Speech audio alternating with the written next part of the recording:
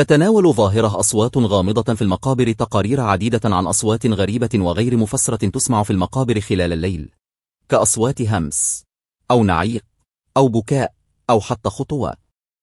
تختلف التفسيرات لهذه الأصوات بين التفسيرات الطبيعية كفعل الرياح أو الحيوانات، والتفسيرات الخارقة للطبيعة كأرواح أو كائنات ما وراء الطبيعية. لا يوجد دليل علمي قاطع يؤكد أو ينفي أي من هذه التفسيرات، فغالبا ما تعتمد على شهادات شهود عيان فقط. مع ذلك، تظل هذه الظاهرة موضوعا مثيرا للاهتمام ومثارا للجدل، وتجذب العديد من الباحثين والمهتمين بالظواهر الغامضة.